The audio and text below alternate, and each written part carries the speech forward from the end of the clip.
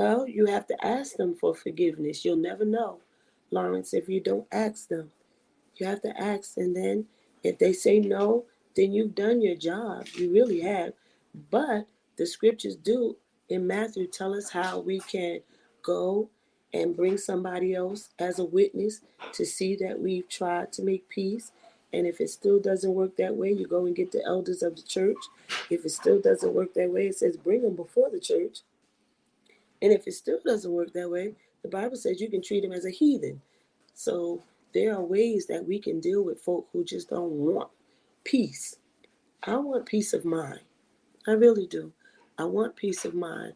There are some people that I probably offended that I'm not aware of because I did try to go back to many folks that I knew either had an issue with me or I had an issue with them when I realized that God was taking me further in ministry. I didn't wait.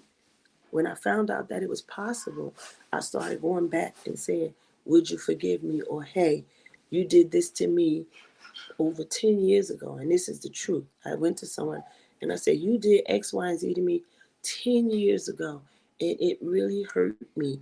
And I've been holding on to that thing, and I need you to forgive me for holding it because it's hindering me in ministry.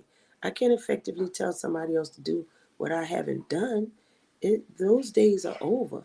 People are learning more, they're expecting more, and we have to be in a position to give more. And when you know to do better, you're expected. And so, what's also said to us is you might be ignorant to the fact of things that should be done and how it should be done. But once it is spoken into your ear gates, you have a responsibility to respond accordingly because now you know and you're just choosing not to do. And so, um, again, I just came on for these few moments to remind you the same thing I said on Wednesday. Embrace forgiveness, embrace love, and embrace family. It's time to heal. It's time to heal. He can't even come back for his church until we all get it together. It's time to heal. So I hope that I said something that made sense to you guys tonight between the two pages. I got like 7 people that are still here. Some people started falling off when I started talking about you, the individual. But this is that time. It's time for self inventory. You know, we be sitting in church and the preacher be preaching, and we be like, ooh, Sister so and so should have been here because that's them. No, you know what I found out? It wasn't meant for Sister so and so. Whoever's sitting in that church, that's who it's meant for. So it's possibly you. The reason why you're finding it good for somebody else and not yourself could quite possibly mean that it's for you. And so we have to be careful how we think, how we judge, how we feel and act towards others, because God's going to hold us accountable for that. It's not enough just to say, you know, you're going to hell. I refuse to go to hell from the church. I really do. Blessings, Pastor Tracy. I really refuse to go to hell from the church. I have lived life too long. I have sacrificed too much, and I've endured too much to still go to hell from the church.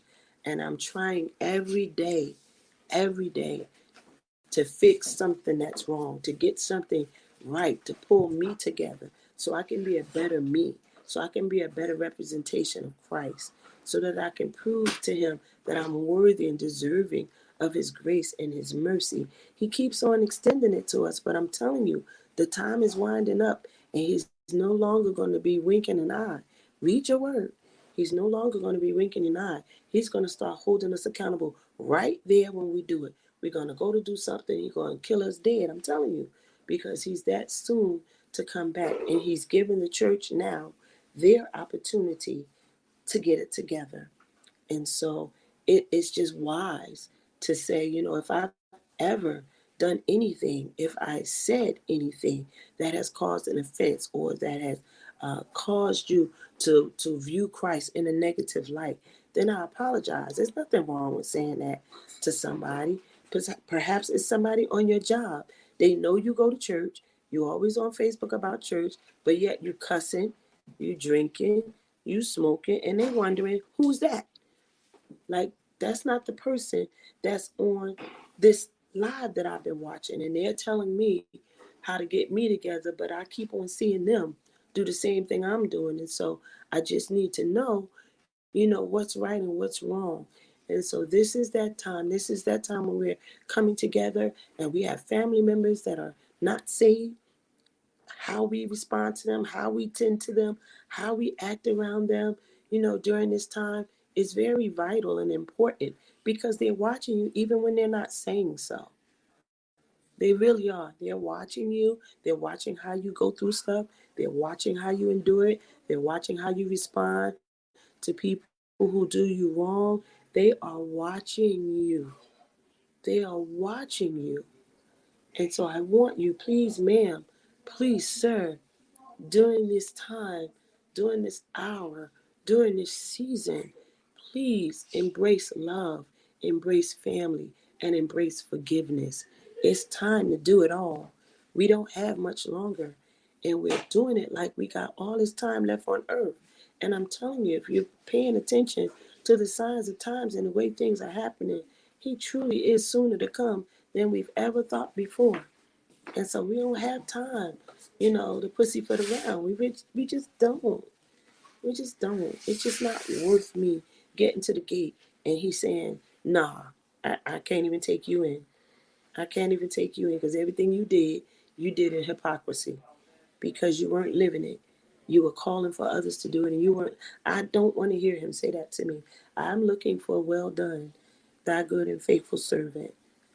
Enter in. That's what I'm looking for.